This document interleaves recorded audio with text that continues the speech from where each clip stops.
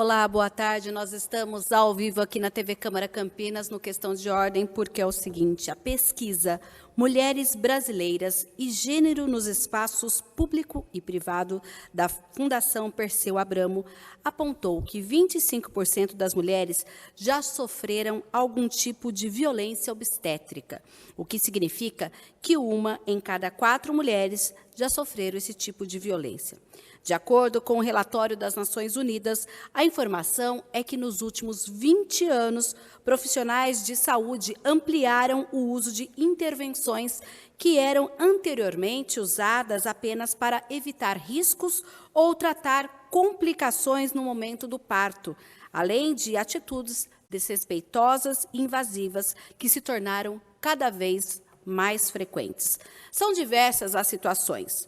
A gestante entra na maternidade e, até sair com o bebê no colo, ouve piadinhas sobre a demora para conseguir parir, recebe medicações para acelerar as contrações, sente a pressão das mãos que apertam a sua barriga para forçar a expulsão e a dor de ser cortada entre o ânus e a vagina e depois ser costurada com o tal chamado ponto do marido.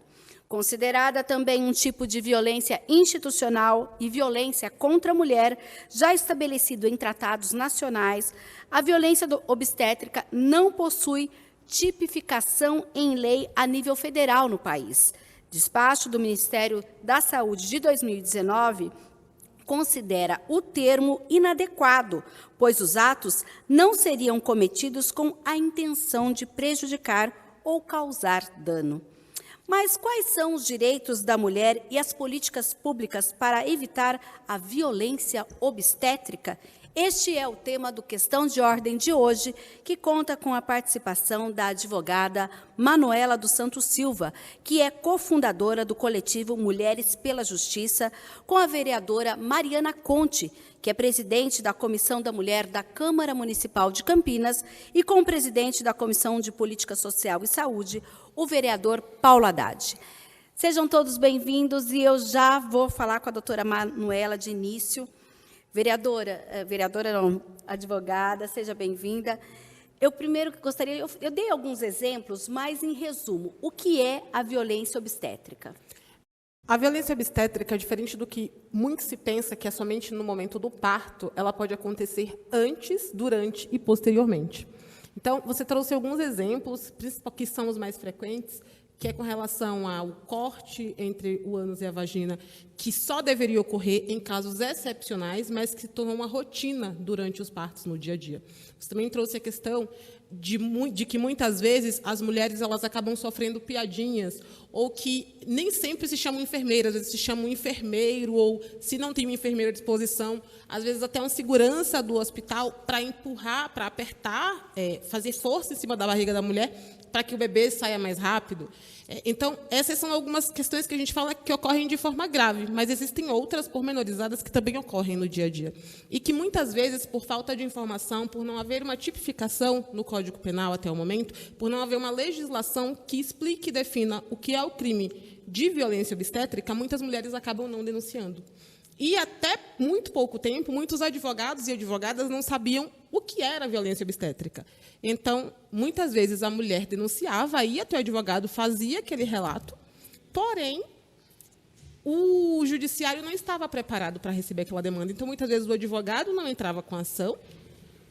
As perícias, quando iam ocorrer, muitas vezes ocorriam de forma deficitária, porque não se estava acostumada com esse tipo de denúncia. O judiciário também não sabia como receber.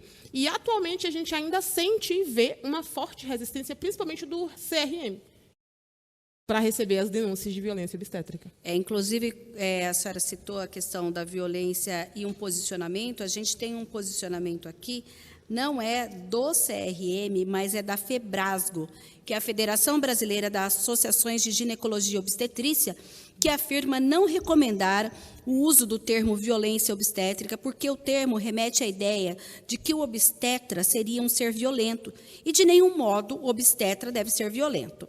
Se a vítima passa por uma manobra de Christeller, como diz, a equipe médica pode responder por lesão corporal e não por violência obstétrica. Partindo desse pressuposto, eu vou falar agora, então, com o vereador Paulo Haddad, que, além de ser o presidente da Comissão de Política Social e Saúde, ele é médico também. Vereador, queria que o senhor falasse um pouquinho da... Claro, o senhor não é obstetra, né, não é a sua especialidade, mas dessa questão, como isso envolve quando a gente fala em políticas públicas para a saúde. Bom, primeiro, boa tarde, doutora Manuela, vereadora Mariana Conte, Mirna. Eu acho que é importante a gente discutir esse tema, apesar de eu não ser obstetra, né, não é a minha especialidade, mas eu passei na minha formação acadêmica pela cadeira de obstetrícia, ginecologia e obstetrícia. Então, a gente tem aí uma formação, claro que não é uma especialização, mas tem uma formação na área. Então, muito do que está sendo conversado, discutido, a gente já tem a visão dentro da técnica que a gente pôde presenciar de algumas manobras, por exemplo, Christeller, episiotomia, né, que é você fazer essa incisão na região do períneo, que hoje ela é muito bem colocada quando nos casos de excepcionalidade, né, porque ela não deixa de ser, Mariana e doutora Manuela e Mina, é um procedimento invasivo, né? Então, claro, se a criança está tendo ali dificuldade em nascer, você vai ter um quadro de hipóxia, um pouco oxigênio, que venha trazer algum prejuízo para a criança. Nós temos aí crianças que ficam muito tempo dentro do útero, demoram para nascer, e tem aqueles quadros de paralisia cerebral, né? As crianças elas não têm um desenvolvimento cerebral, um desenvolvimento normal de uma criança. Então, é importante que o obstetra ele tenha o time, ele saiba qual a hora de intervir.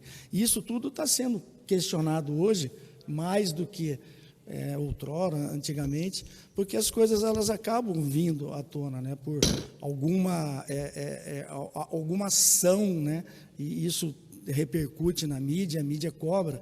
Mas, enfim, em termos de políticas públicas, é importante, né, como foi sua pergunta, que o governo estadual, o governo federal e mesmo o governo municipal, ele tem aí ações efetivas para que nós não tenhamos, né? Nós temos aí algumas informações que são muito tristes, né? Quadros de violência sexual contra a mulher, parturientes, né? Isso não ocorre só durante o parto, né, durante o trabalho no parto ou pós-parto, mas também já vem, né, as coisas elas acabam acontecendo no pré-natal. Enfim, é muito difícil. A mulher, num período de gestação, ela está, né, com uma turbulência, uma enxurrada de hormônios, que isso deixa a mulher numa situação diferente do dia a dia. Ela tem lá um emocional todo alterado, enfim, muitas vezes ela está mais sensível, não alterado para pior, mas muitas vezes mais sensível. Enfim, tudo que você venha a fazer, ela pode gerar algum tipo de trauma nessa pessoa. Mas é importante que nós, enquanto agentes públicos, nos debrucemos nesse tema, né, para que a gente possa amparar as pessoas, as mulheres gestantes, as parturientes e as mulheres que já tiveram, né, as puérperas, que já tiveram os seus nenéns, para que elas possam ser assistidas de forma correta, adequada e com dignidade. Vereadora Mariana Conte, que é presidente da Comissão da Mulher. Vereadora, recentemente a gente teve muito, e vem crescendo o número de notícias com o registro de violência obstétrica. A gente teve recentemente o caso envolvendo o anestesista Giovanni Bezerra, que tem também o caso de estupro, né, a questão da sedação e tudo mais. E eu queria que a senhora falasse um pouquinho de como a comissão tem tratado esse tema, se chegam denúncias também à comissão e de que forma, dentro do escopo do trabalho da Comissão da Mulher, a gente pode trabalhar justamente para evitar casos como esse aqui na cidade de Campinas. Seja bem-vinda. Obrigada. Boa tarde, Mina. Boa tarde, Paulo. Boa tarde, Manuela. E boa tarde a todo mundo que está nos assistindo. Em primeiro lugar, eu acho que é muito importante e o movimento feminista reivindica a denominação de violência obstétrica.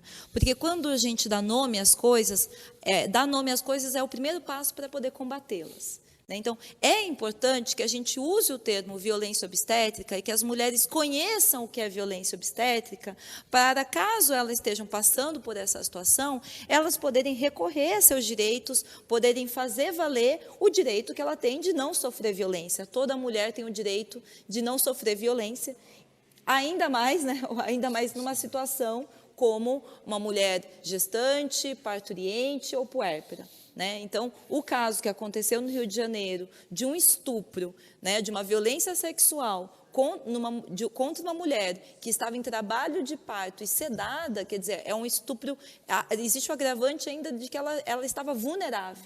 Então, a violência sexual tem tipificação e, nesse caso, é ainda mais grave porque ela estava numa situação de vulnerabilidade. Então, é estupro de vulnerável. Mas, infelizmente, essa é uma prática muito comum. Isso escancarou também uma situação, que é a situação que a gente tem no Brasil, que é a cultura do estupro.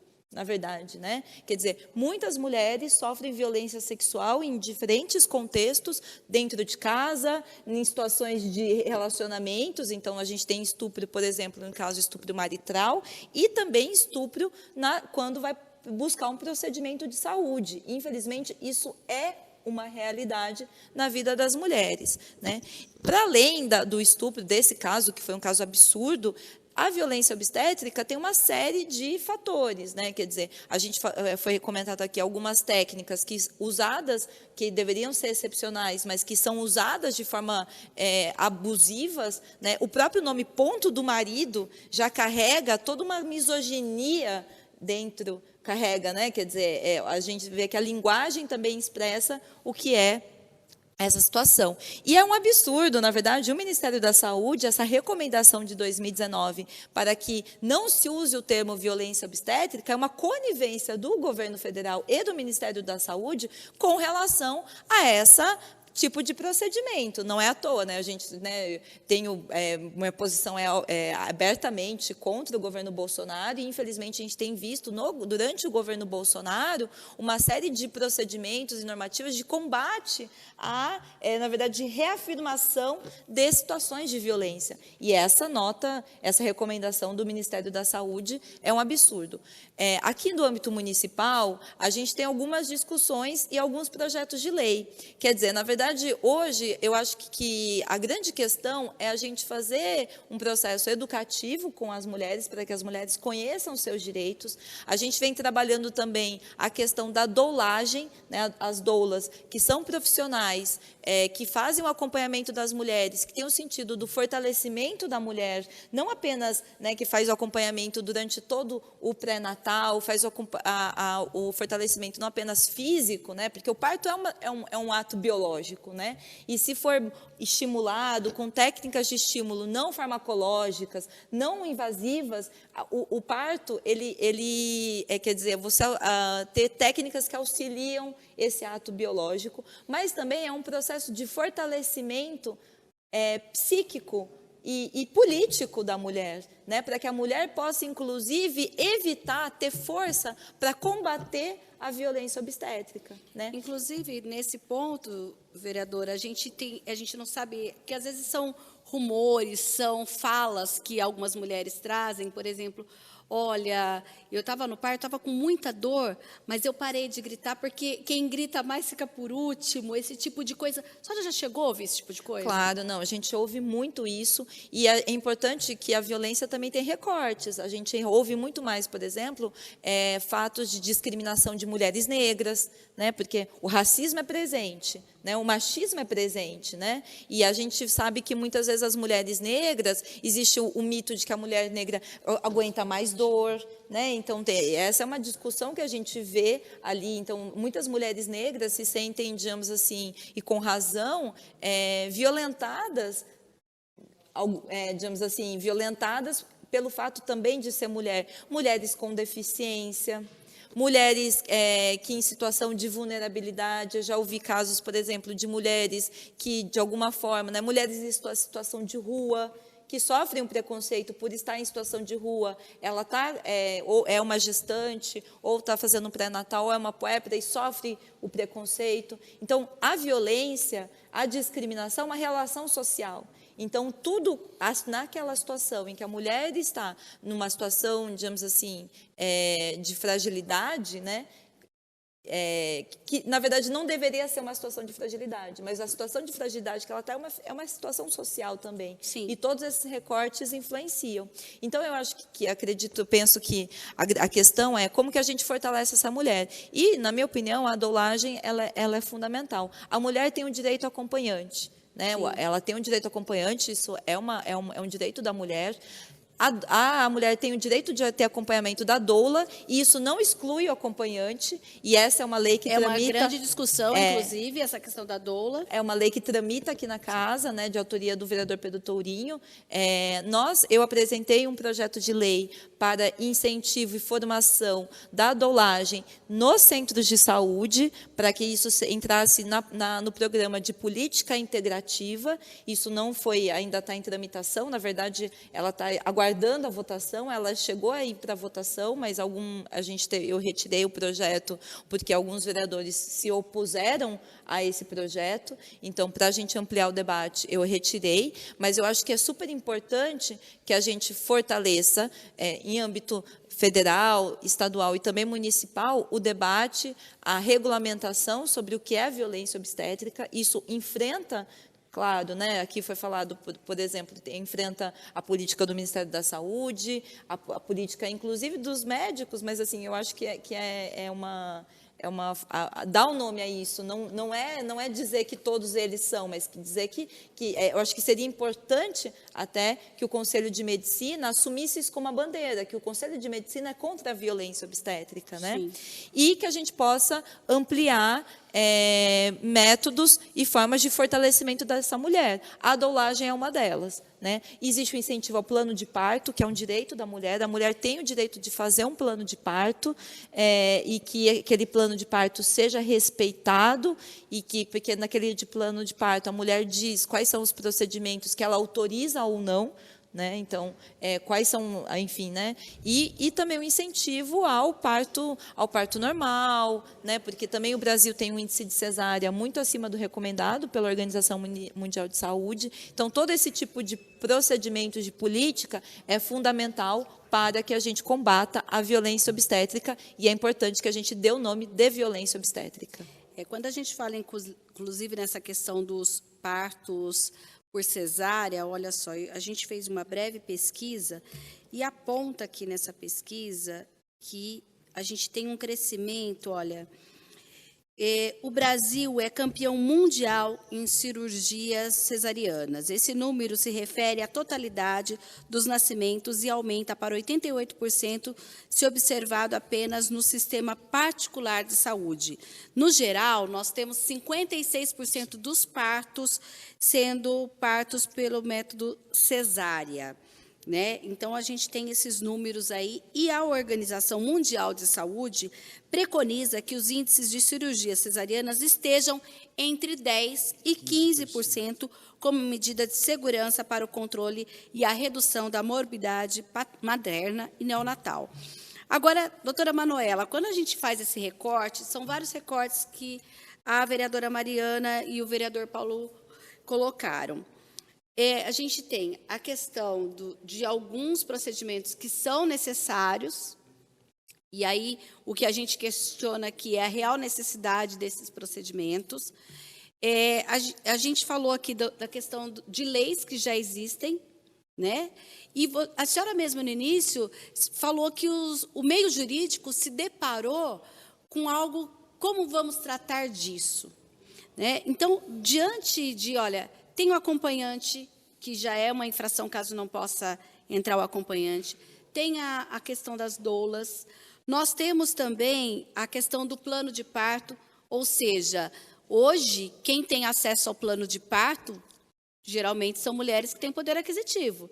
A mulher que é atendida pelo SUS não tem acesso, talvez nem saiba que possa fazer isso. Talvez nem saiba mesmo. Como, então, vocês, que são do coletivo Mulheres pela Justiça, lidam com essas questões? Qual é a visão de vocês a respeito desses aspectos? Vamos por partes. Você trouxe diversos recortes. Desde quando você trouxe a pergunta para o vereador acerca das políticas públicas, que eu achei extremamente interessante quando a vereadora traz a questão do recorte racial. Quando pensamos em políticas públicas e não pensamos no recorte racial, a gente tem políticas públicas ineficientes, porque não atinge todo mundo, não atinge a diversidade de pessoas que temos. Quando falamos da mulher negra, ela está lá na ponta do iceberg, porque a gente tem um país machista, patriarcal, e a gente tem um país racista. E a mulher negra ela sofre com esses dois impactos. Então, quando a gente fala da mulher negra no sistema de saúde, principalmente na época da gestação, viemos de uma história de que a mulher negra é uma mulher forte.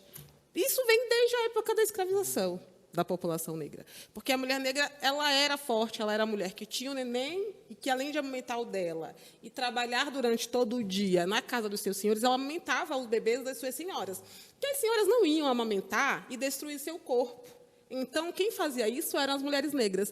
Ao ponto de, até os dias atuais, apesar de forma remota ou muitas vezes oculta, existirem requisitos para a contratação de babá que tenham um neném na mesma época da sua patroa. Recentemente, surgiu uma matéria de uma mulher que soltou uma nota querendo fazer a contratação por rede social ainda e requerendo que um dos requisitos fosse que a mulher tivesse o neném na mesma época que ela também teria, para que ela não tivesse que amamentar.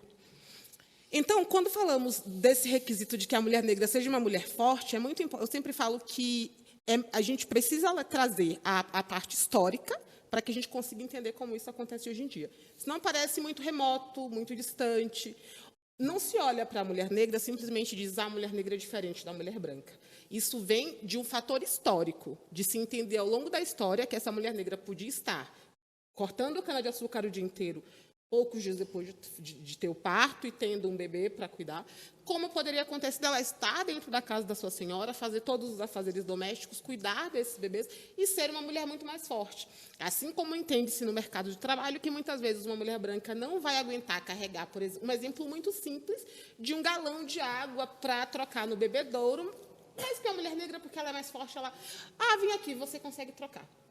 Então, por causa desses estigmas, é que se entende que a mulher negra, dentro do contexto do parto, é uma mulher mais forte até os dias atuais e, portanto, ainda quando a gente fala que o recomendado é que os partos sejam naturais, a mulher negra ela sofre dentro de algo que recomenda-se que faça o parto natural e a maioria é cesáreo, mas quando se trata da mulher negra, pressupõe-se que ela pode fazer o natural, ainda quando não é recomendado, porque ela é uma mulher mais forte que a mulher branca. Então, é para a gente entender o quão grave é a situação e o quanto as violências atingem as mulheres negras, que muitas vezes vão sozinhas, porque muitas vezes a gente tem que lembrar, quando a gente fala do recorte racial, que a maior parte das mulheres que são abandonadas durante a gestação são as mulheres negras, são as mulheres periféricas. Sim. Mulheres essas que vão para o sistema de saúde sozinhas, desde a época... Até porque, quando a gente fala da mulher negra, a gente tem que lembrar da condição econômica, como a própria vereadora trouxe. Então, o seu marido, muitas vezes, se ela ainda tem um companheiro, ele está trabalhando no horário que ela vai fazer o pré-natal. Então, sim, ela não é acompanhada durante todo o seu pré-natal. É muito difícil no sistema de saúde pela questão econômica dessas mulheres. E nessa consulta já pode acontecer a violência obstétrica? Com certeza. Durante todo o acompanhamento, essa violência obstétrica pode acontecer. Para começar, quando a gente fala do plano de parto e da dolagem, que são questões que não estão planejadas para essas mulheres da periferia. Como a vereadora trouxe, ainda é um projeto para inserir dentro do sistema de saúde, nos postos de saúde. Porém, hoje já é um mercado amplamente divulgado para a proteção da mulher que tem condição econômica. E isso só aumenta, então, porque a gente deveria entender que o sistema de saúde, público e particular, deveria estar pronto para fazer um parto humanizado. Porém, criou-se um novo mercado caríssimo, que a dolagem é extremamente cara, para auxiliar mulheres que só vão ser auxiliadas se tiverem condição econômica para isso. Então, isso fica muito distante dessas mulheres periféricas. Sim. Então, elas sofrem a violência ali desde o início do pré-natal. Primeiro, pela questão de que é um momento, como a gente fala, em que elas já estão vulnerabilizadas, em que elas já estão emocionalmente fragilizadas e têm que ir sozinhas fazer todo esse pré-natal, fazer todo esse acompanhamento. E, muitas vezes, nesse acompanhamento, é aquelas velhas piadas que vêm, muitas vezes, das profissionais que já as conhecem ali do bairro, inclusive. Ano que vem você está aqui. Quando se trata da mulher, eu trabalho com a população em situação de rua. Então, quando se trata da mulher em população, que está em situação de rua, ela ainda vai ouvir questões como: a gente já sabe que não é você que vai criar o seu filho, para quem que você vai doar, porque, apesar de ser proibido por lei a doação de um filho para uma pessoa, no Brasil, infelizmente, isso ainda acontece, e a gente sabe muito bem disso. E quando a gente vê no sistema de saúde esse tipo de mensagem, que nem é subliminar, torna tudo muito mais absurdo. Então, são mulheres que, desde ali, inclusive, ainda quando não tragam frases legais, trazem as frases de que, olha, quando seu bebê nascer, você vai perder a guarda, porque você mora na rua, você não vai poder ficar com seu filho. Então, as violências, elas vêm desde o início. Então, não é só no momento do parto, é importante saber disso. E aí a gente tem um agravante. Como que essa mulher que vai sozinha prova que ela sofreu essa violência?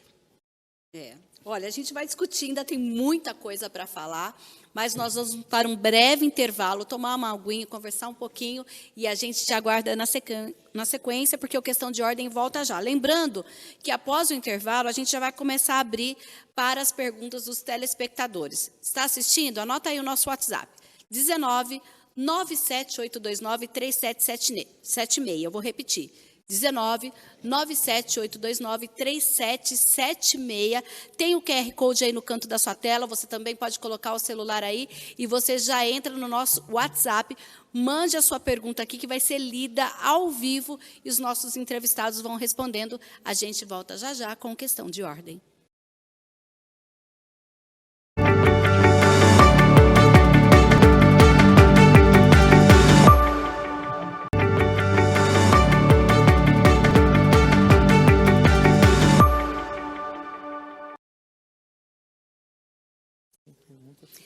De volta com Questão de Ordem, e hoje a gente fala sobre violência obstétrica, direitos e políticas públicas.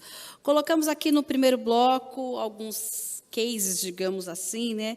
Inclusive, é o seguinte, a gente tem recentemente que entra na questão dos hospitais públicos. Olha, a gente tem uma nova lei de improbidade administrativa que foi promulgada em outubro do ano passado, que especificou quais os atos podem ser enquadrados como improbidade na gestão pública, o que para os defensores traz uma maior clareza e segurança jurídica. Mas, por exemplo, a gente teve casos que acontecem em hospitais públicos. E, nesses casos, por exemplo, fala que não há punição, por exemplo, na esfera civil para casos de assédio sexual e estupro. Inclusive, o que não impediria, por exemplo, que pessoas condenadas, nesses casos, ocupassem cargos públicos. A gente está falando porque, por exemplo, o caso do Rio de Janeiro, que entra a questão do estupro, e junto à violência obstétrica, essa pessoa não seria impedida de ter um cargo público. Ainda tem essa questão, e essas, que a gente pode dizer, essas várias outras leis que são utilizadas para a gente conseguir punir os agressores, elas têm várias interpretações. Se nós tivéssemos a lei tipificada, isso com certeza diminuiria, vereador Paulo Haddad.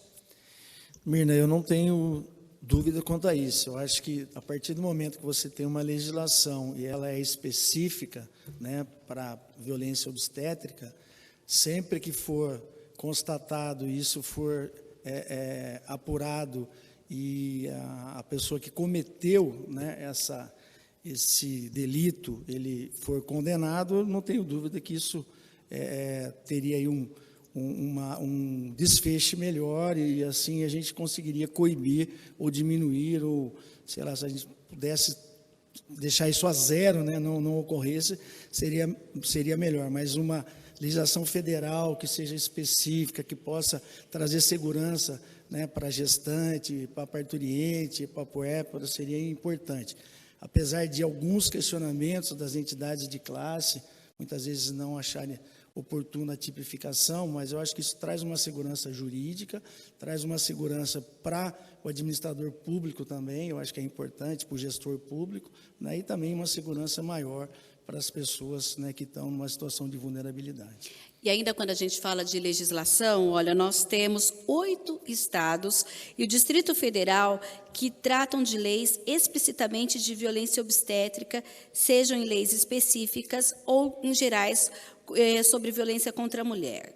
a gente fala de Santa Catarina, o próprio Distrito Federal, Goiás, Mato Grosso do Sul, Minas Gerais, Paraná, Pernambuco, Rondônia e Tocantins. Já os outros 10 estados, eles usam a expressão violência obstétrica, mas tem legislações que tratam do parto humanizado, que é o Acre, São Paulo, Alagoas, Amazonas, Ceará, Mato Grosso, Paraíba, Piauí, Rio de Janeiro e Roraima.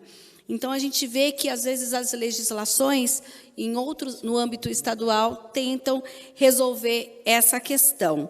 Mas, e aí, doutora Manuela? Não resolve.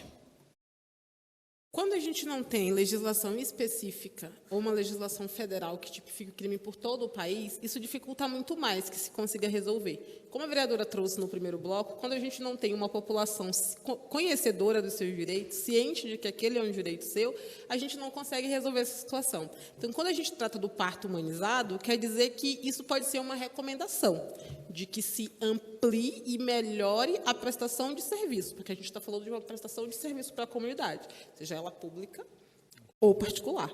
Agora, a legislação tipificando o crime, ela é diversa do que deveria ser uma recomendação. Então, quando a gente trata de legislações que trazem o parto humanizado, isso é uma obrigação, senão a gente aí está tratando de improbidade, diversos outros crimes, diversas outras tipificações. Quando a gente fala do que se comete como a violência obstétrica, a gente está falando de um crime que ainda não está tipificado, e que, por não termos a tipificação desse crime, muitas vezes se torna ineficiente essa busca por justiça. Fica muito mais difícil você conseguir resolver isso de forma mais rápida. Sim. Agora, vereadora Mariana, a gente teve a pandemia e lembramos que no contexto de pandemia a questão do acompanhante e mesmo da doula, naquele período, hoje agora a gente está com o retorno, mas no período mais crítico da pandemia, teve a proibição. Isso, de certa forma, pode ter contribuído para o aumento de violência obstétrica em algum momento. Como foi esse? Houve alguma repercussão na Comissão da Mulher, por exemplo? Olha, com certeza, os casos de violência contra a mulher aumentaram muito durante a pandemia, né? Essa é uma constatação geral. E, no caso da violência obstétrica, a ausência do acompanhante, da doula, a própria tensão dentro dos hospitais, a precariedade, tudo isso, de fato, existe uma, digamos assim, uma tendência a que tenha se agravado o processo de violência obstétrica, né? Também, como nos outros casos de violência, a pandemia deixou a violência contra a mulher de uma forma muito silenciosa, né? Eu acho que é importante que a gente diga, porque assim, a violência contra a mulher no Brasil, a gente enfrenta toda uma carga histórica que a Manuela comentou muito bem, que tem um recorte racial, que tem outros recortes de preconceito como violência, como a violência transfóbica, por exemplo, o preconceito contra pessoas com deficiência. Ou seja, na verdade, o Brasil ele é um país que é violento contra as mulheres. E, nesse caso, no caso da violência obstétrica, é muito importante, acho que é importante afirmar que a violência obstétrica seja tipificada, esse é um processo de luta. Para vocês terem ideia, a violência doméstica e familiar, a lei que definiu a violência doméstica e familiar como crime é de 2006. A Lei Maria da Penha é muito recente. E foi um processo de luta. Então, também a violência obstétrica, é necessário que a gente faça um processo de luta para que se reconheça a violência e se tipifique penalmente essa violência, né? Eu quero fazer um paralelo com a Lei Maria da Penha, porque hoje a gente já está mais acostumado com a Lei Maria da Penha, é uma lei muito conhecida, mas aquilo foi um processo de luta para que se conseguisse chegar na resolução da Lei Maria da Penha.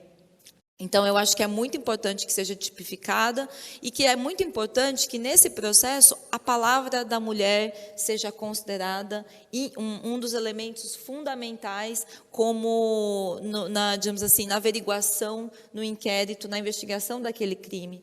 Por quê? O caso do Rio de Janeiro, por exemplo, né? As profissionais duvidavam, com certeza já tinham conversado com pacientes que passaram, né? Tinham uma dúvida, mas elas tiveram que gravar Ou até tinham a certeza, mas precisavam de uma prova. De uma prova, exato. Elas sabiam que aquilo acontecia. E aí, olha que é um absurdo, porque ao saber que acontece e ter que, para ter a prova, você teve que, digamos assim, deixar que acontecesse novamente, né? Para que se pudesse provar e denunciar.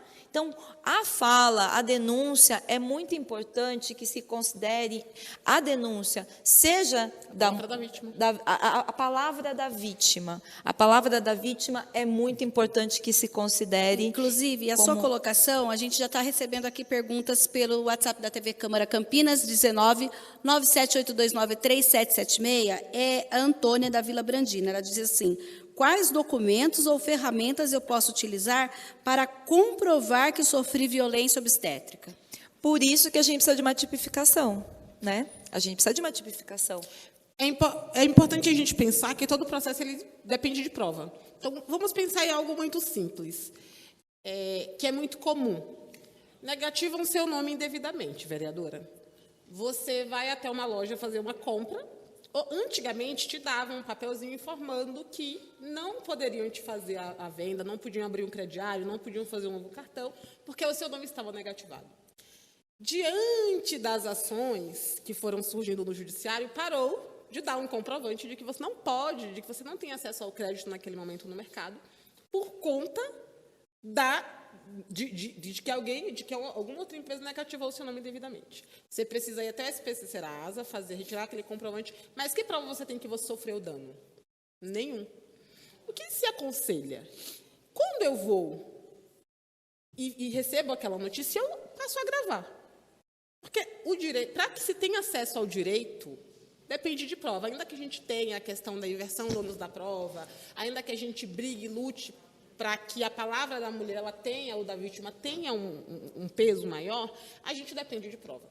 Então, se eu vou ao posto de saúde fazer o pré-natal, por exemplo, a gente falou que a violência obstétrica começa muito antes do parto, muitas vezes. Então, se aquela mulher ela vai para o posto de saúde, vai para o hospital, e ela recebe piadas, são feitas frases de chacota, de humilhação contra aquela mulher, que representam a violência obstétrica de forma verbal, ela pode passar a gravar. Ah, mas no hospital tem... É muito comum no hospital da PUC. Recentemente eu vi, inclusive, um recado de que é proibido fazer gravação, filmagem, foto. Desde que eu esteja conversando com a vereadora, eu posso gravar o que eu estou conversando com ela. O poder que eu não tenho é de gravar uma conversa da vereadora com o vereador, a conversa do senhor com a senhora. Uma conversa diretamente comigo, um atendimento, ele pode ser gravado, tanto áudio quanto vídeo. Por óbvio que se eu gravo um vídeo, aquela conversa se torna tensa e muitas vezes o atendimento sequer acontece. O áudio, ele é aceito por lei, está lá no Código Civil. Então, a mulher pode fazer a gravação do áudio se ela está sendo humilhada nos atendimentos. E isso vai ser aceito como meio de prova. Por exemplo, uma mulher que vai à consulta e passou por isso na consulta do mês que vem, ela já grava. É uma ferramenta, então, de proteção. Sim. Tá, ok. Por exemplo, também chegou aqui a pergunta da Letícia do bairro Bonfim. Como saber se fui vítima de violência obstétrica? E aí? A violência tem uma característica, né? Uma mulher que sofre a violência, ela se sente humilhada, ela tem a sua autoestima afetada, pode ser uma violência física, né? No caso, por exemplo, durante o parto, durante um exame, ela pode sentir dor, um incômodo. Então, às vezes, assim, a gente sabe que em muitas situações a mulher sente um incômodo, né? O que a gente precisa dar o nome de violência obstétrica é para que a mulher entenda que aquele incômodo que ela está sofrendo é uma humilhação, é uma violência obstétrica. Né? Então, a situação em que uma mulher ela ouve uma piada, né? Porque é isso, né? Muitas vezes vem em tom de piada uma fala ofensiva. Se a mulher se sentiu humilhada, aquilo pode ser caracterizado como uma violência obstétrica. Nós recebemos, na Comissão de Direitos Humanos aqui da Câmara, uma denúncia de uma mulher que sofreu um caso de racismo. Ela estava em trabalho de parto, ela tem um cabelo trançado, né? Uma mulher negra, cabelo trançado, e ela foi recusado, demorou-se para atendimento dela em trabalho de parto, a partir da alegação do cabelo. né? Então, assim, isso nós discutimos isso, inclusive isso aconteceu no CAISM, nós discutimos e debatemos com o próprio CAISM, com a Comissão de Direitos Humanos da Unicamp, de que isso é uma situação de uma violência racista, né? Porque o cabelo, né, não é o cabelo que vai dizer, né, o cabelo não pode ser argumento para atrasar o atendimento daquela mulher ao direito dela ter o parto. Sim. E isso também é uma violência obstétrica, né? Porque foi, digamos assim, negligenciado para aquela mulher o direito dela de ter um atendimento no parto, né? Então, eu acho que tem isso. E eu acho que também tem uma questão que é o seguinte: há que se responsabilizar institucionalmente os lugares, porque tem que ter uma política institucional, os hospitais, os centros de saúde, os convênios, os hospitais privados, todos os hospitais têm que ter institucionalmente uma política institucional de combate a esse tipo de violência. Então, acho que é a necessidade de que você tenha uma responsabilidade institucional para que, institucionalmente, também esses órgãos, esses equipamentos, assumam a responsabilidade de combater a violência, seja com campanhas educativas, seja na orientação dos funcionários, né? Isso eu acho que é uma questão fundamental para que a gente possa avançar no combate à violência obstétrica. Ô Mirna, só completando o que a Mariana disse aqui, como é que chama a nossa telespectadora? Ela Olha, agora foi a Antônia da Vila Brandi. A Antônia perguntou das ferramentas. A Letícia que perguntou, como posso saber se fui vítima? Letícia, existem vários tipos de violência, né? Seja ela verbal, seja ela psicológica, seja ela física, sexual, enfim. Então, a Mariana ela já pontuou algumas coisas aqui. A gente conversou um pouquinho também sobre a paciente que fica, né, lá na área que ela vai ter o parto, né, no pré-parto ali. Enfim, muitas vezes ela está com dor. Então, muitas vezes, a auxiliar, a enfermeira, o obstetra, privar essa pessoa de uma medicação que possa reduzir ou diminuir ou tirar a dor, já é uma violência obstétrica, já pode ser qualificado ou tipificado como uma violência. Algumas ações ali do obstetra, fazendo, verificando qual é a dilatação, 5, 10 centímetros, enfim, em várias vezes, repetidamente, também pode ser qualificado como uma violência sexual. A gente tem ali, né, você vai fazer o toque, né, o toque ele é uma invasão de intimidade da mulher. Eu acho que tem que ser feito com muito critério, orientado, perguntado, enfim, isso já vem desde o pré-natal, né? Aí, quando você vai fazer o toque para ver qual é o nível, qual é a dilatação, quantos centímetros está, isso não é a todo instante. Então, existe também um protocolo para isso. Então, quando a pessoa vê que isso está sendo feito muito, num período pouco, né, extenso, enfim, né, muito repetidamente, vamos colocar assim, ela pode também estar suspeitando que tem ali uma violência obstétrica. Pacientes que estão recebendo medicação para induzir o parto, a ocitocina é um indutor do parto, vou me livrar logo dessa parturiente aqui, porque ela está gritando, está incomodando, enfim, né, não está dando o devido acolhimento a ela, ou tratando de forma adequada, também pode ser, né, tipificado ou tido como uma violência obstétrica também na paciente, privar a paciente de uma anestesia. A paciente optou por um parto humanizado, e é importante, a doutora pode também falar, a Mariana, tenho certeza, e você também, que o parto humanizado não é aquele parto maravilhoso que você faz na sua casa, com aquela banheira, né, com aquele flores. Que a gente vê nas redes sociais, né? É bonito, todo mundo gostaria de nascer assim, né, numa banheira, enfim, mas não é esse o parto humanizado. O parto humanizado é um parto normal, né, com condições adequadas para a parturiente, para que ela possa ter ali um amparo, né, medicamentoso, ou mesmo técnico do profissional que está dando assistência a ela. Enfim, também passa por isso, ela optou pelo parto humanizado, então, quando ela não teve isso, partiu-se imediatamente por um parto cesariana.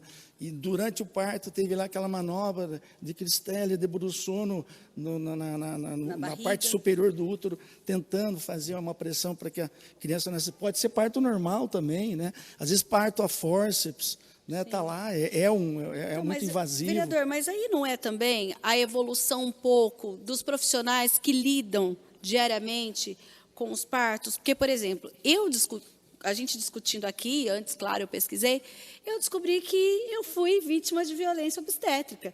Eu tive a minha filha em 2003, quando mal se falava nisso, mas, por exemplo, impedir que a mulher amamente na primeira hora.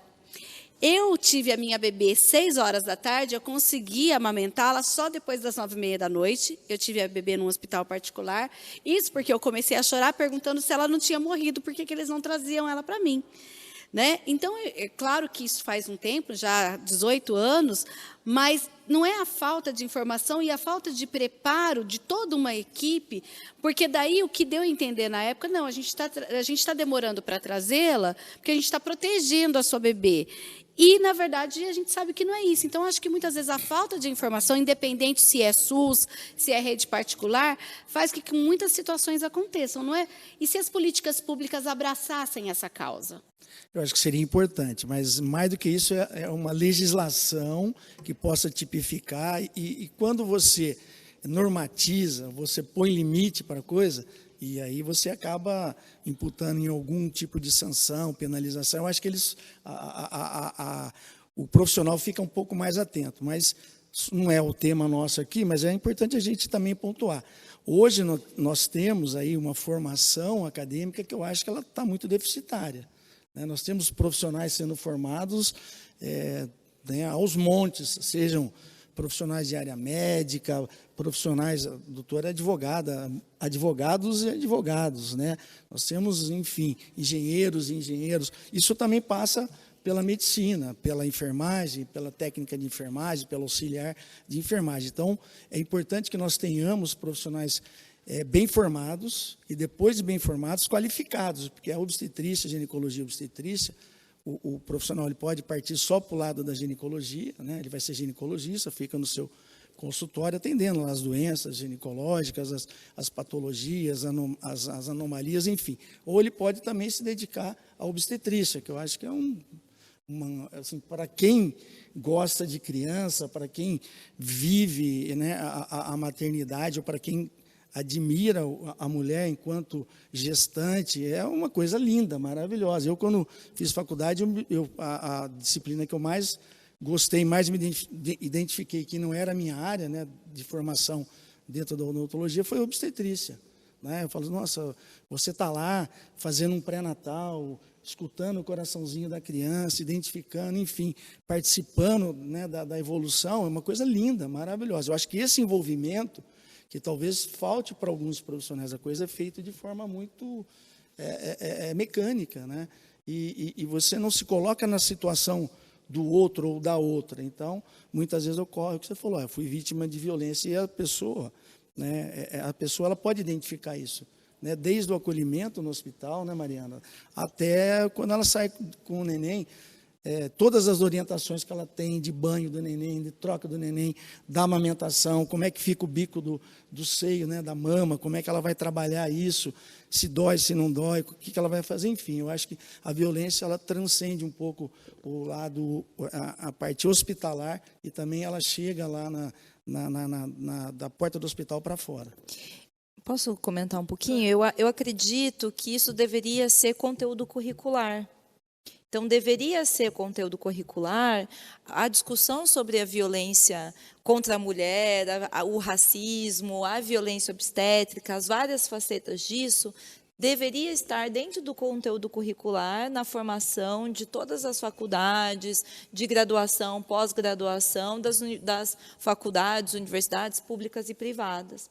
Por isso é tão importante, e na verdade é um desserviço, o Ministério da Saúde fazer essa recomendação do não uso do termo, né? Porque aí existe um protagonismo do Ministério da Saúde, e isso é uma política, enfim, articulada com o Ministério da Educação, enfim, de que o Ministério da Saúde, juntamente com o Ministério da Educação, deveriam ter um protagonismo para que esse tema, essa discussão, fosse inserida dentro dos currículos para a gente formar profissionais que compreendam o que é o parto humanizado e quais são o que, né, enfim, que sejam, digamos assim, promotores de um parto humanizado, que eu acho que isso que o Paulo fala, e a Manuela também falou, quer dizer, a gente sabe que o parto humanizado virou um grande mercado, né? Mas, na verdade, é um direito, né? Independentemente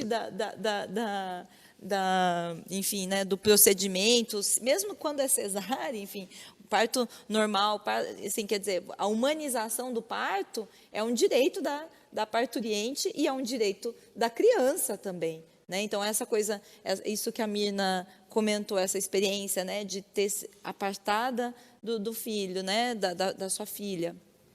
A recomendação para, inclusive, o desenvolvimento da criança, a recomendação é que um contato imediato com a mãe. Né?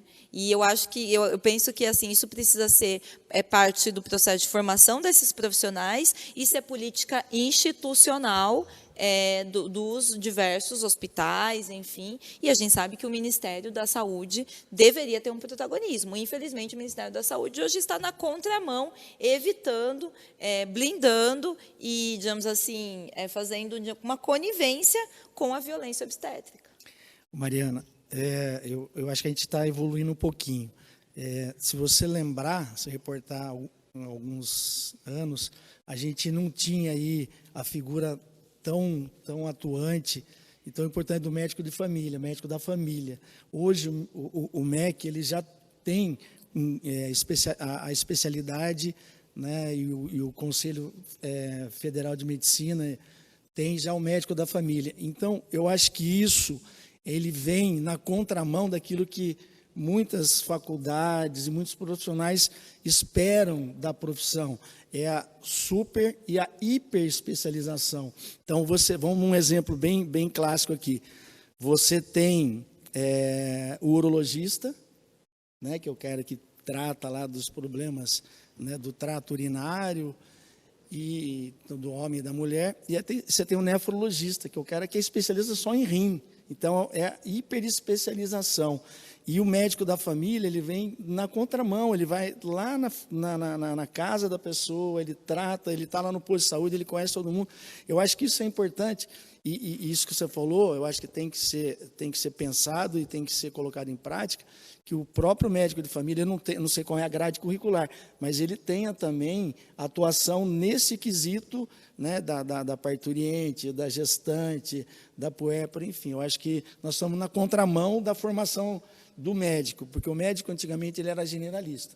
Então, você pegar lá o tio, o avô, ele sabia de tudo, ele não precisava fazer uma ressonância nuclear magnética para fazer o diagnóstico. Claro que as técnicas atuais elas ajudam muito, mas ele via lá, você está com uma dor no flanco direito, próximo à região, né, pubiana, para baixo um pouco da barriga. Opa, pode ser apendicite. Então, ele palpava, fazia lá as manobras, você está com apendicite. Febre, mas não sei o quê.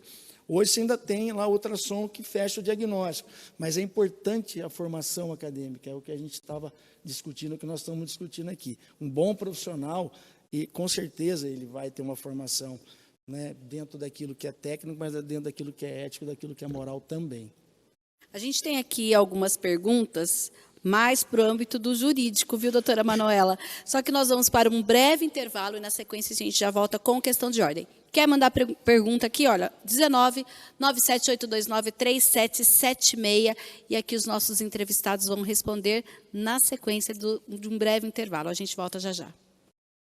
Esse aqui passa rápido, já é 1 hora de programa.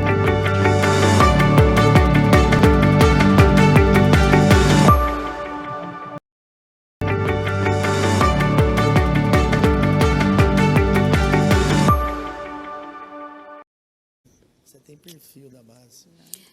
Terceiro bloco do Questão de Ordem, que hoje fala sobre violência obstétrica, direitos e políticas públicas. E a gente recebeu várias perguntas dos telespectadores. Eu acho que a maioria é voltada para a doutora Manuela. Olha, tem o seguinte. Até quanto tempo, após eu ter sofrido violência obstétrica, eu posso entrar com um processo judicial? Pergunta a Luísa do Jardim Eulina.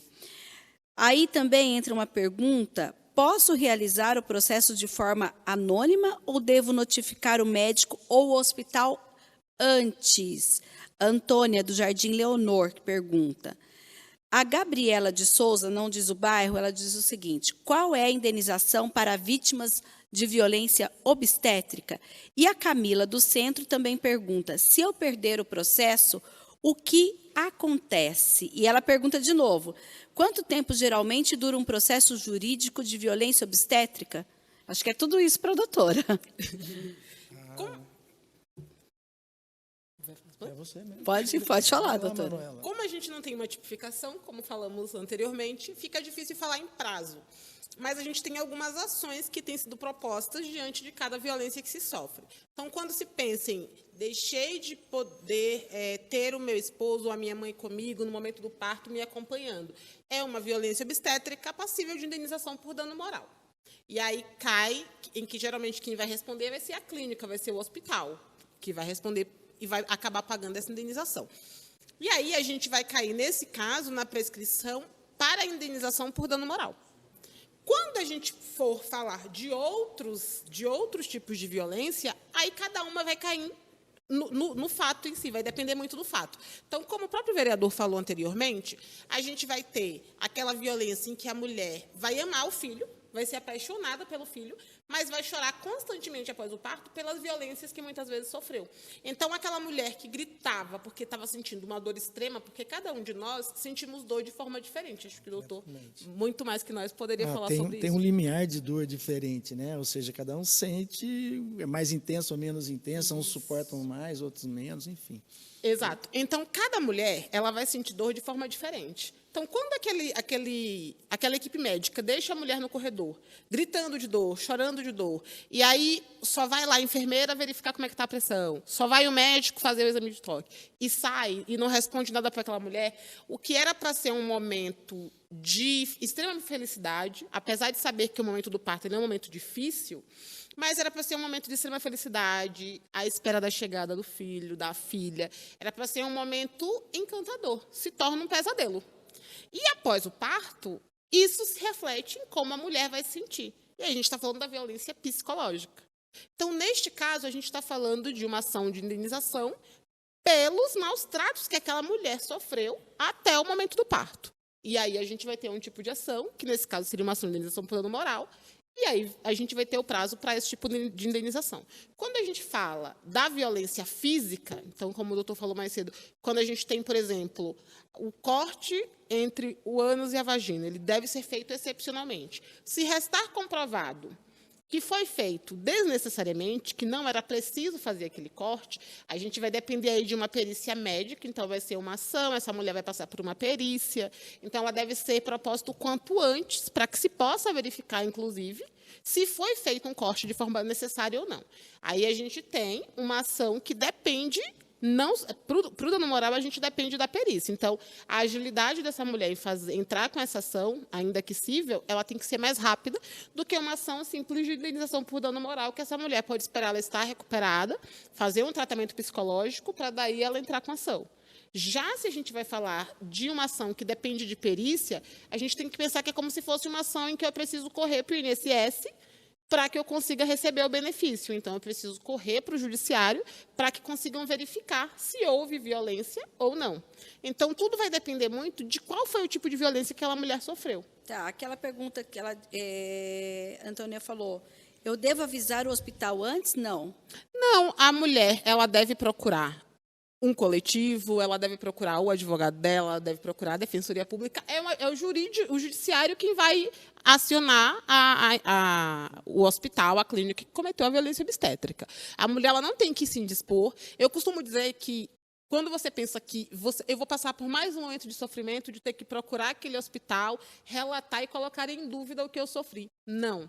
Você tem que procurar um advogado da sua confiança, um coletivo que te assessore, a Defensoria Pública, para que esses profissionais tomem as medidas cabíveis. Você não precisa passar por mais um tipo de violência para poder fazer a denúncia.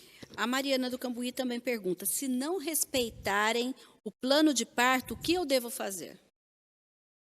Junta as provas cabíveis de que esse plano de parto não foi respeitado, aí essa mulher... Plano de parto aqui é um documento assinado, é isso? É um acordo, mas para isso você pode documentar. Então, Tá. é muito comum, recentemente, em um congresso de medicina, uma médica até falou que alguns médicos que são amigos dela falam que na rede privada eles aceitam plano de parto, mas no SUS eles não vão fazer. Então, como ainda não está legislado, como a gente ainda não tem uma determinação em âmbito municipal da obrigatoriedade desse plano de parto, pode ser que o seu médico não aceite. Se o seu médico não aceitou, você notifica o hospital, aquela notificação extrajudicial, que você já pode procurar um jurídico para fazer isso, você não precisa fazer sozinha, até por não saber como faz, vai notificar, se aquele médico não chegar a um consenso, for irredutível de que não vai fazer o plano de parto, pode judicializar essa questão. Tá, tem a pergunta que não ficou respondida da Camila. Ó, se eu perder o processo, o que acontece? Então, eu não sei exatamente o que ela quer saber. É porque não existe um processo sobre violência obstétrica, porque não existe uma lei, Camila. Isso. Eu acho que a gente pode colocar, por exemplo, como a senhora mencionou, a questão do dano moral, no caso do exemplo que você deu. Mas aí é cada caso de uma maneira, né? É, porque o direito de ação, ele é do indivíduo. Tá. Então, o que as pessoas precisam... Eu acho que o que muita gente tem dúvida, ultimamente, é com relação a se eu perco a ação, eu tenho que pagar alguma coisa. Sucumbência, né? Sucumbências, honorários sucumbenciais. Depende da condição econômica que você tem. Se aquela pessoa tem uma condição econômica baixa, ela não vai ter que pagar, que muitas vezes é esse o medo, porque ela vai ser beneficiária da justiça gratuita. Então, o direito de ação, ele é de todos. Tem algum guia de orientação sobre isso? Existe algum documento do SUS ou dos governos? A gente encontra alguma coisa sobre isso? Pode responder. Olha, tem alguns guias, não tenho conhecimento do SUS, até porque o Ministério da Saúde hoje está combatendo o uso dessa denominação da violência obstétrica, mas tem uma série de coletivos, de movimentos que têm feito esse debate e tem produção sobre isso, bastante produção sobre isso na internet. Eu achei, inclusive, no site da Fiocruz, e achei, olha, do governo do estado do Mato Grosso do Sul, uma cartilha sobre isso também. Eu acho que a internet nos ajuda nesse momento. Na verdade, é até isso que a Manuela comenta, né? Quer dizer, na verdade, esses casos que demandam o acesso à justiça é muito complicado, porque a gente sabe que também o acesso à justiça, advogado, a grande maioria das pessoas não tem, né? Tem a Defensoria Pública, que presta assistência jurídica gratuita para pessoas de baixa renda, e, na verdade, a violência obstétrica também deveria, né, a tipificação ter alguma questão sobre isso, mas a gente sabe que é muito difícil para as pessoas, em geral, compreenderem o seu direito e fazerem valer o seu direito. Por isso que é importante que isso se torne política pública, né? Por isso que é importante que a gente tenha, digamos assim, iniciativas das prefeituras, do governo do estado, do Ministério da Saúde, de combate à violência obstétrica. Tá. Né? Então, assim, essa coisa do material de informativo, os próprios hospitais terem material informativo sobre isso. Então, eu acho que é super importante que isso se torne política pública. Esse é a disputa que nós estamos fazendo hoje, né? E existem uma série de iniciativas, mas, infelizmente, na verdade, a aprovação dessas leis está aquém do que é o necessário, mas eu acho que é importante que esse debate está acontecendo na sociedade. Né? Sim, a Roberta do Jardim Rosolém diz o seguinte, eu vou até usar outros termos que ela usou alguns assim, olha, existem hospitais em que acadêmicos fazem fila para fazer o toque sem se apresentarem, sem explicar o porquê. Eles mandam as mulheres ficarem na posição do exame de toque e vai um em seguida do outro para fazer o exame. as grávidas precisam passar por isso? Elas podem se recusar? Podem. Na verdade, quando a gente fala das Hospital diferentes... escola, geralmente acontece isso, né? Isso, eles trazem os residentes para aprender na prática. E a mulher, ela não é obrigada, justo nesse momento, ao invés de ter o número de profissionais suficientes para atendê-la, ter uma equipe gigantesca ali, que muitas vezes é outro pesadelo que acontece, que é a mulher se sentir humilhada. Porque quando o doutor falou que apenas o toque por um profissional deve ser feito de forma humanizada, orientada, que deve ser explicado porque aquilo está acontecendo, e feito nos momentos necessários, e não fui lá e fiz, esqueci até em que eu fiz, voltei e fiz tudo de novo. Então, é necessário que seja feito de uma forma conscientizada, que essa mulher saiba porque ela está passando por aquilo. O que é absurdo, e essa mulher ela pode se negar, é que vem uma fila de alunos fazer o toque para aprender como faz. Na verdade, essa mulher ela não tem que passar por isso. Ela não tem sequer que passar pela experiência de ter diversos alunos ali assistindo o seu parto, se ela não autorizou aquilo. Mas, geralmente, como isso não é divulgado, a mulher ela se sente acuada e não fala nada. É o que geralmente acontece, né, vereador? Mina, eu acho que isso vai muito de você conversar, de você pedir, né? Eu acho que Mesmo a mulher do SUS, ela pode dizer eu não quero, não, digamos pode assim? dizer não quero. Porque às vezes ela fala, eu estou no SUS, eu sou obrigada. Não é obrigado, Não. mas o importante é assim, o que a gente tem que ter é um pouquinho de bom senso para tudo. O aluno, o acadêmico de medicina, ou o especialista em obstetrícia, ginecologia e obstetrícia, ele só vai aprender com a prática, né? Tem lá toda uma formação teórica, e depois ele vai a campo, vai ter a formação prática. Se você combina com a pessoa que está ali, como é que eu ia lá com ultrassom, escutar o coraçãozinho, quantos batimentos cardíacos por minuto, porque a gente conversava, pedia licença, punha lá, né, o sonarzinho para escutar, escutar, na verdade, porque você está lá vendo os batimentos. Isso é combinado. O toque é muito íntimo, né? Como um dentista pedir para o paciente abrir a boca dentro do consultório e eu ter alguém na sala comigo ali, né? E eu falo assim, não quero que essa pessoa fique aqui. Então, é combinar. A mulher, o aluno só vai aprender quantos centímetros de dilatação, 1 dedo, 2 dedos, se ele fizer o toque. Mas isso tem que ser muito bem conversado. É claro que se você colocar 3, 4, 5 alunos, a coisa foge um pouco do controle. E hoje em dia, a gente tem que tomar muito cuidado, né? Porque tudo que você faz pode impactar, pode gerar algum tipo de trauma na pessoa. Talvez lá atrás as pessoas não se preocupavam muito com isso, mas nos dias de hoje, sim. Então, se você, seja na obstetrícia, seja na urologia, também você está lá, né? Na ginecologia, você está vendo, às vezes, a paciente lá está com corrimento, às vezes é indicativo, aquele corrimento é indicativo de um tipo de infecção, né, vaginal, enfim, é bem elucidativo. Um urologista que vai fazer lá um toque, né, que é a situação mais... Né, o homem, né, o machismo, ele brinca muito com essa coisa do toque, né, retal para exame de próstata. Você tem lá 3, 4, 5 alunos, enfim.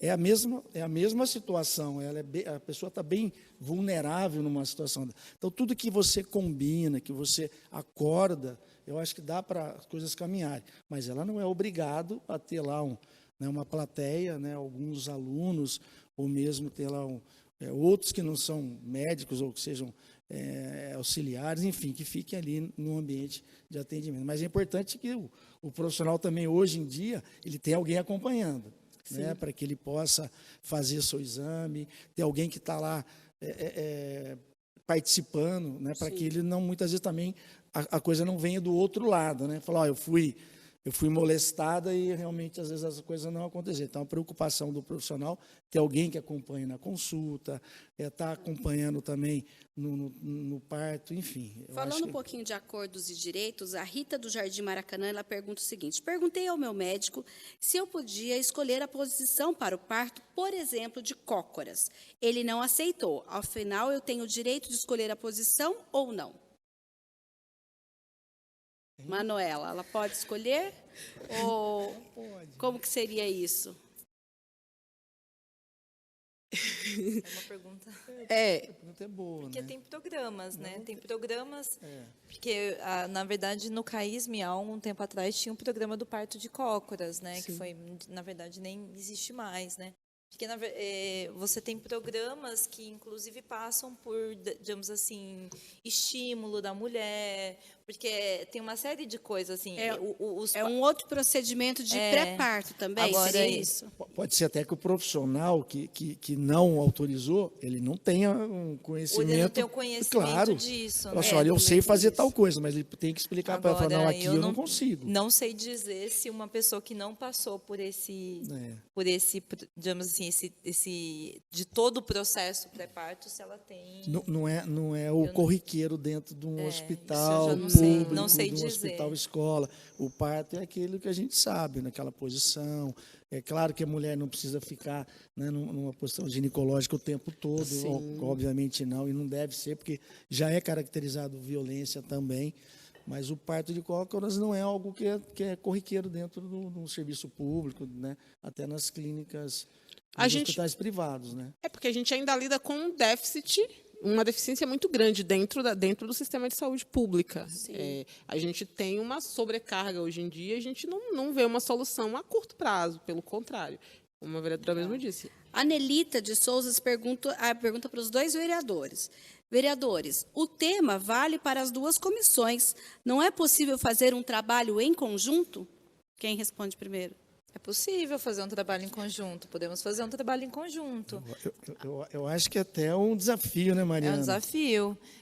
Acho que é importante a gente retomar as leis que existem já aqui, né, para que essas leis possam passar pelo processo de tramitação, para serem aprovadas, serem regulamentadas, mas podemos pensar outras legislações também. Até nesse ponto, eu queria perguntar o seguinte, por exemplo, para quem está assistindo entender um pouquinho dessa questão da legislação. Caso a gente tenha uma lei municipal que fale a respeito da violência obstétrica, se ela não existe uma previsão em lei federal, quando a gente colocar essa lei na prática, não corre o risco de algum profissional dizer, olha, essa lei não existe, isso para mim não serve. Para as pessoas que estão em casa entenderem, se uma lei municipal, no âmbito do atendimento nos hospitais públicos e privados de Campinas, resolveria grande parte dessa situação. Fala, não, Paulo. A Mariana vai completar. Isso não é competência do vereador. O vereador ele até pode propor essa lei se a gente tivesse uma legislação federal que já contemplasse isso aí.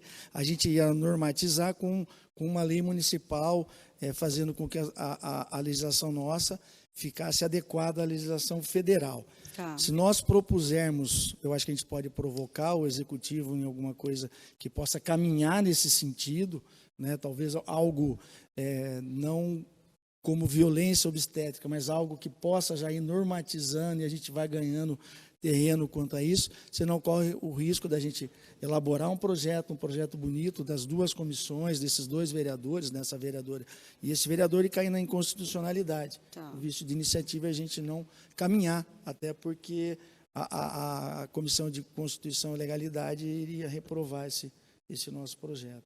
No abstrato é muito difícil dizer, né? Por isso que eu falo que acho que é importante a gente também retomar as legislações que já existem, né? Sim. Por exemplo, quando a gente fala sobre a questão da dolagem, como uma política pública, né? Não como um mercado, mas como uma política pública presente no SUS.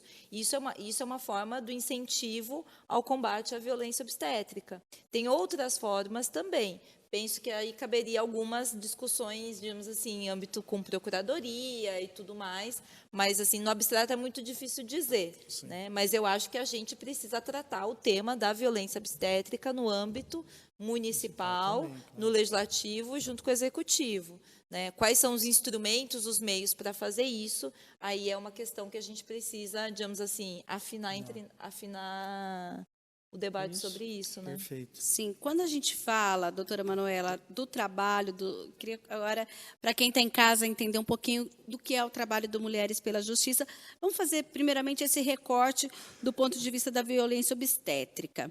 Vocês fazem o acompanhamento jurídico dessa mulher que passou por essa violência? Ela é encaminhada a algum atendimento psicológico? Como que funciona isso?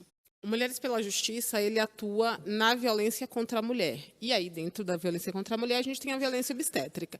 Geralmente, essa mulher vem com um relato de que sofreu violência obstétrica, a gente vai ouvir essa mulher, vai buscar as parceiras que a gente tem para fazer o atendimento psicológico e vai entrar com ação judicial. Então, Mulheres pela Justiça atendeu 2 casos em Campinas que já têm decisão.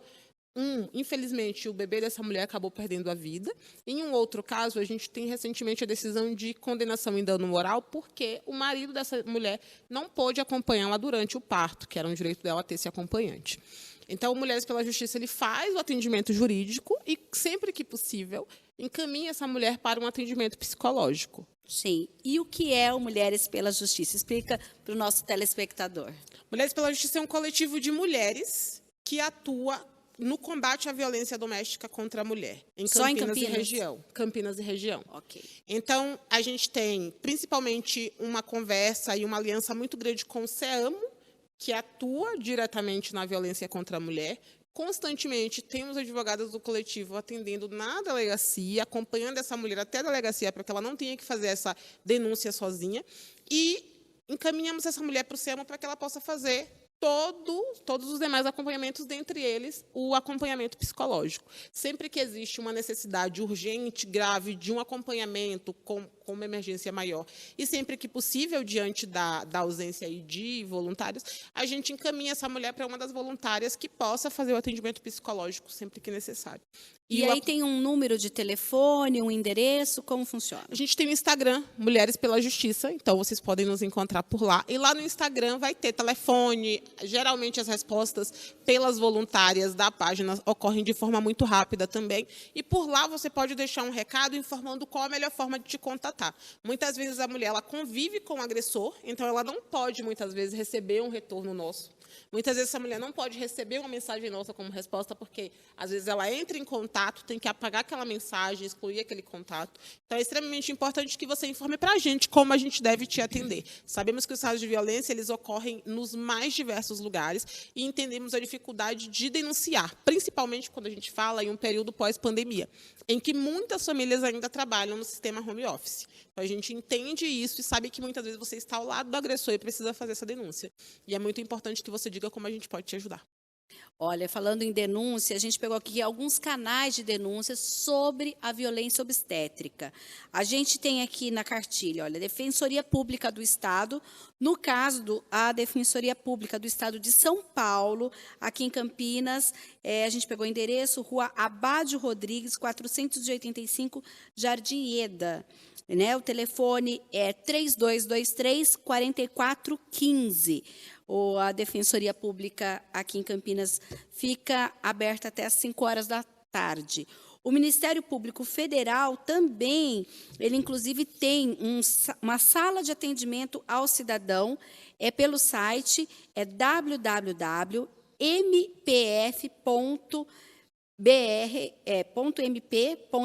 que é Ministério Público Federal, MPBR, serviços/saque. Lá vai ter um formulário, o GC aparece aí no seu vídeo, você preenche o formulário para fazer a denúncia de violência obstétrica. Inclusive, desde 2014, o Ministério Público Federal tem aberto inquéritos a respeito desse tema. Inclusive, deixa bem claro que as denúncias são essenciais para identificar os estabelecimentos que estão adotando práticas abusivas, mas reparações individuais devem ser buscadas por meio de um advogado particular ou de coletivos como Mulheres pela Justiça ou ainda a Defensoria Pública. Você também pode fazer uma denúncia no Ligue 180, que é a Central de Atendimento à Mulher. Esse número é um número nacional.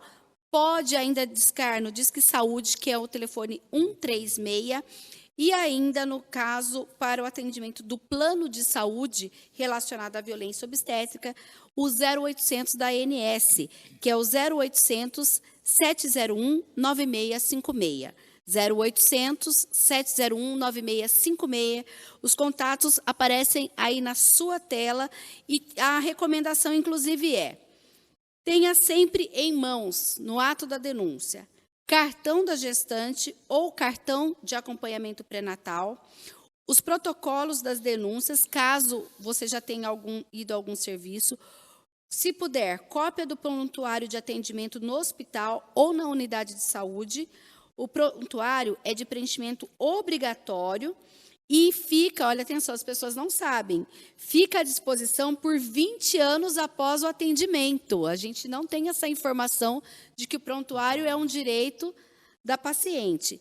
E tem aí vários requerimentos dentro desse site, por exemplo, do Ministério Público Federal, para você colocar a sua denúncia. A gente pede ainda para o pessoal deixar os contatos, os números aí para que você @Mulheres pela Justiça, tudo junto lá no Instagram.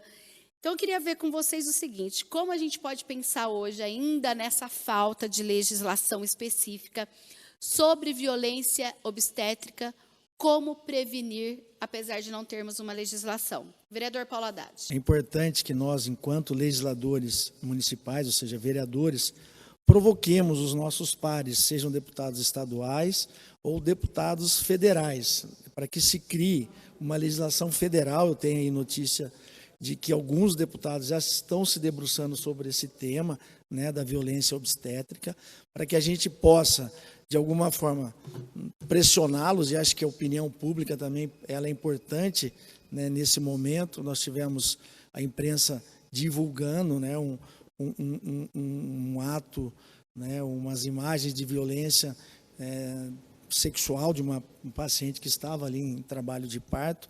Isso, de alguma forma, ela mobiliza toda uma população, uma comunidade. Isso reflete lá no Congresso, na Câmara dos Deputados, para que se crie uma legislação específica. Mas isso não nos exime de caminharmos paralelamente aqui em Campinas, né, com ações ou com projetos que sejam de competência do Legislativo, para que a gente possa, de alguma forma, contemplar ou trazer aí à baia, trazer a discussão, como está sendo feito aqui, esse tema. Mas dá para caminhar, enquanto legisladores, algo que seja de competência nossa. Então, nós já conversamos aqui, conversei com a vereadora Mariana, para a gente tentar caminhar junto em algumas ações, alguns projetos que a gente possa, sim, tê-los aprovados na Câmara Municipal de Campinas. Vereadora Mariana. Olha, eu acho que primeiro eu penso que os movimentos sociais, eles cumprem um papel muito importante, né? Então, o movimento feminista, que vem denunciando uma série de coisas, né? Uma série de violências, desnaturalizando uma série de práticas, tem cumprido um papel fundamental.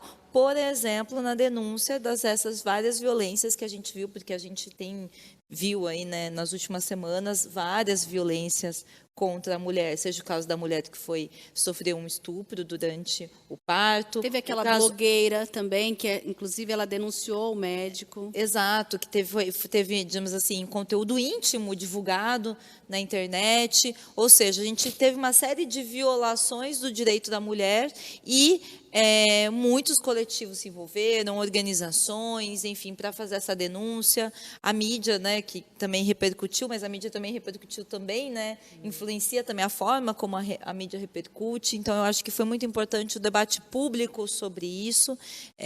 Muitos coletivos têm se organizado para tanto fazer essa discussão e lutar por políticas públicas, como também para ajudar, auxiliar mulheres. Então, acho que essa é uma questão.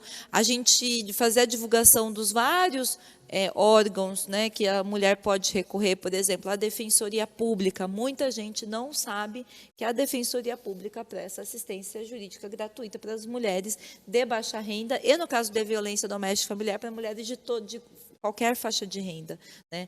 A Lei Maria da Penha prevê isso, que a violência doméstica familiar, a mulher tem acesso à Defensoria Pública em qualquer faixa de renda, porque a violência patrimonial, né, não deixar a mulher exercer o controle sobre seus bens, faz parte, né? Então, acho que é importante que as pessoas saibam que existe esse órgão do Estado, que é um órgão público, que presta assistência jurídica gratuita. Para além disso, é necessário que a gente faça um embate aqui na Câmara, né, seja do ponto de vista da fiscalização, que é competência dos vereadores fiscalizarem o Poder Executivo, então pressionar, cobrar do Poder Executivo, né, que você tenha investimento em políticas de combate à violência obstétrica, políticas de defesa do SUS, né, porque a gente sabe que o SUS, quando um sistema está precário, é muito mais fácil, né, você ter, quando você não tem profissionais que estão de forma, né, digamos assim, profissionais que estão com uma condição de trabalho bem adequada, que você não tem hospitais superlotados, tudo isso agrava a situação desse tipo de conflito, desse tipo e a torna mais difícil, né, que essa própria violência seja identificada, e também a gente possa avançar em termos de legislações específicas para a promoção de parto humanizado e combate à violência obstétrica, como, por exemplo, a lei da dolagem, para que a dolagem seja uma política pública. Essa é uma das formas, né? A gente incentivar que a dolagem seja uma política pública via Sistema Único de Saúde é uma forma de fazer chegar esse parto humanizado no conjunto da população. A gente sabe que hoje, até porque o SEAMO foi mencionado aqui, um importante serviço de atendimento à mulher vítima de violência doméstica. É possível pensar num futuro em Campinas que o SEAMO faça o atendimento da mulher vítima de violência obstétrica aqui no nosso município? Eu acho que, na verdade, para mim, na minha opinião, o que seria ideal ter em Campinas é uma casa de parto. Tem em outros lugares, em São Paulo tem, em Rio de Janeiro tem, que é quase como se fosse um centro de referência da mulher gestante, puérpera e parturiente, né? Isso existem várias experiências em outras cidades de casas de parto que congregam digamos assim, esse serviço e que poderiam, inclusive, ser um espaço de acolhimento, de denúncia e digamos assim, né, de procedimento, inclusive jurídicos, né, orientação jurídica, numa parceria com Defensoria Pública. Eu penso que esse é o ideal, né, porque aí a gente está tratando da mulher gestante, puérpera e parturiente como um todo. Campinas não tem, né? Eu entendo que deveria ser importante que tivesse como política pública. Penso que esse é um debate a ser feito e uma luta a ser feita aqui na cidade de Campinas para que, de fato, isso vire uma realidade concreta. A gente tem na cidade de Campinas uma casa de parto, a exemplo que existem em outras cidades. A doutora Manuela, antes da senhora falar os caminhos, tem ainda uma última pergunta, na verdade é o que nós falamos lá no começo, eu acho que a Daniela não pegou. É a Daniela do Jardim Fernando, ela pergunta o seguinte: quais as formas mais comuns de violência obstétrica? Daniela, a gente falou no começo do programa, mas acho que vale a gente reforçar, doutora. A violência obstétrica ela pode vir de forma psicológica, então pode ser um comentário, uma ação, uma atitude que faça com que essa mulher, que não aconteça só no momento do parto, durante o pré-natal, no momento do parto ou no pós-parto, se sinta humilhada, se sinta magoada, e que, inclusive, muitas vezes acabe sofrendo traumas por conta desse fato.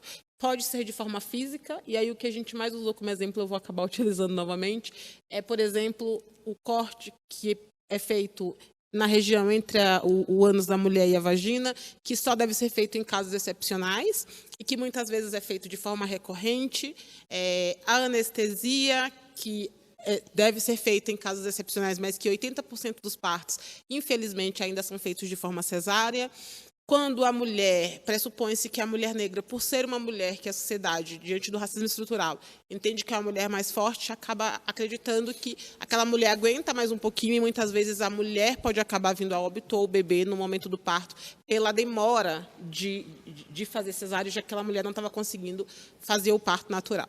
Então, são diversas as formas, e o mais importante, como a gente tratou aqui hoje à tarde, é que essas mulheres comecem a ter conhecimento do que é a violência obstétrica, as cartilhas, eu acho que palestras em escolas, uma série de práticas de boas condutas que a gente pode começar a ter envolvendo os coletivos que auxiliam as mulheres nesse tipo de violência e o próprio município, para que as mulheres, principalmente nos locais mais periféricos, que é onde elas ficam mais isoladas de conhecimento e de acesso às notícias, possam ter conhecimento de quais são os seus direitos durante o pré-natal, no momento do parto e no pós-parto. É importante, inclusive, a gente lembrar que existe, até para você, como a gente falou que não existe uma cartilha única, que quer procurar na internet, a gente tem um trabalho da Fiocruz, que foi um inquérito nacional sobre parto e nascimento, realizado em 2011 a 2012, chama Nascer no Brasil. Tem um documento e também tem um documentário de cerca de 20 minutos, que fala muito sobre isso e traz um grande retrato do que é o parto no Brasil. E agora, olha, eles estão fazendo o Nascer no Brasil 2, que é um inquérito que começou de 2020 e ainda continua esse ano, que tem o primeiro estudo acompanhou 23.894 puérperas em 266 estabelecimentos de saúde públicos, conveniados ao SUS e privados, que realizaram mais de 500 partos por ano entre fevereiro de 2011 e outubro de 2012. Esse é o documento Nascer no Brasil, e agora eles estão acompanhando, desde 2020, 24.255 mulheres. A gente aguarda, então, esse retrato que vai terminar esse acompanhamento nessas 465 maternidades do Brasil, para a gente ver o que será que a gente conseguiu evoluir ou não, né? Eu gostaria também de reforçar aqui os números de denúncias, para você que perdeu esses números. Defensoria Pública do Estado de São Paulo, você pode procurar a Defensoria Pública aí da sua cidade. No caso, se você for moradora de Campinas, olha, a Defensoria aqui fica na rua Rui Abádio Rodrigues, 485, no Jardim Ieda. O telefone é 3223-4415. O Ministério Público Federal, que tem um serviço pelo site, na Sala de Atendimento ao Cidadão. O site é o www.mpf.mp.br/serviços/SAC, que é o Serviço de Atendimento ao Cidadão. Também temos a Central de Atendimento à Mulher, que é o Ligue 180, o Disque Saúde, o número 136, e, no caso, se a reclamação for referente ao plano de saúde, a gente tem a Agência Nacional de Saúde Suplementar, que é 0800 701 9656. Vereadores, eu agradeço a participação de todos vocês. Alguém quer deixar uma consideração final?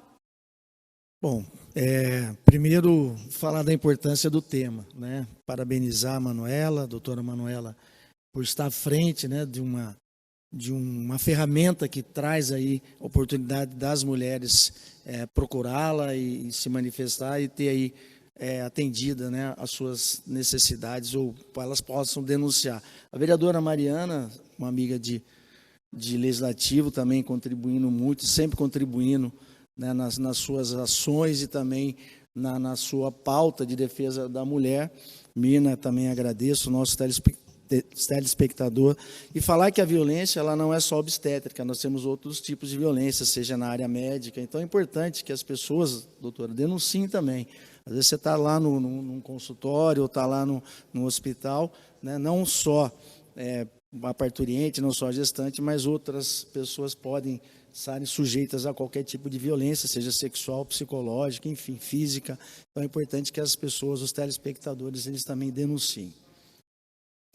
Eu quero agradecer a Mina, o vereador Paulo Haddad, a doutora Manuela, todo mundo que nos acompanhou, e dizer que, infelizmente, a gente sabe que o Brasil é um país extremamente violento para as mulheres. Essa violência acontece de várias formas, é sentida pelas mulheres de forma diferente, mas grande parte das mulheres já sentiu alguma forma de violência. A violência obstétrica é mais uma dessas violências, né, que tem as suas especificidades e que a gente precisa que todos os órgãos, o poder público e também a sociedade se mobilize para combater essa violência. Quero deixar registrado o meu repúdio ao Ministério da Saúde, que está na contramão do que a sociedade está exigindo, né? O Ministério da Saúde vem, digamos assim, desacreditando e fazendo políticas para que não se tenha um reconhecimento da violência obstétrica, e toda vez que tem um silenciamento conivência. Eu acho que é importante dizer que, num país tão violento quanto as mulheres, silenciar, tentar não impedir que políticas públicas sejam adotadas é um silenciamento, é isso que o Ministério da Saúde do governo Bolsonaro tem feito, e eu acho que é importante que a gente faça processos de luta para que a gente avance em termos de legislação e em termos de órgãos que dê assistência e estrutura para as mulheres, e esse programa, quero parabenizar aqui a TV Câmara, porque esse programa faz parte desse processo de mobilização e combate à violência contra a mulher. Doutora Manuela. Primeiramente, quero agradecer a Mirna pelo convite, agradecer ao Paulo Haddad, agradecer a Marina pela conversa, pelo debate, pela discussão extremamente importante, em um momento importantíssimo, em que vimos diversas violações, diversas violências contra as mulheres, em um momento tão já vulnerável e fragilizado para cada uma das mulheres. E quero trazer principalmente o alerta. Sempre que falamos de violência contra a mulher ou qualquer outro tipo de violência, é muito comum a gente ouvir que os médicos, no geral, eles não estão preparados para isso, que é um costume essas práticas e que vem de uma cultura que não é por maldade. Quando a gente fala de violência institucional, violência reiterada, violência em procedimento, ela não vem. A gente não está falando aqui de dolo, mas a gente está falando de culpa. A gente está falando de responsabilização, a gente está falando de vidas. Inclusive, quando a gente fala de uma questão que muitas vezes tira a vida de mulheres, como é a questão da violência obstétrica com relação às mulheres negras, principalmente. Muitas vezes, essa violência acaba gerando a morte ou do bebê ou da própria mãe. Então, quando a gente fala disso, é importante a gente lembrar do que a gente sempre fala. O letramento racial, ele é extremamente importante. Levar de forma educativa para os médicos que já estão formados é essencial. Então, as instituições, elas têm responsabilidade. E quando a gente fala de instituições públicas e privadas, com relação à saúde, a gente está falando de vidas de pessoas. E enquanto a gente não tem a legislação efetiva que tipifique o crime, isso só piora, porque parece que nada vai acontecer. Então, esse tipo de conversa, um programa como esse, ele é extremamente importante para as mulheres que estão nos assistindo saberem quais são os seus direitos e, principalmente, para se repensar em como construir uma sociedade melhor, em como lutar contra essa violência. Então, só quero agradecer. Tá certo, então. E assim, a gente encerra o Questão de Ordem de hoje. Eu te encontro em um próximo programa. Lembrando que você pode sugerir também debates pelo nosso WhatsApp, que é o 19 97829 3776. E até um próximo Questão de Ordem. Continue com a nossa programação.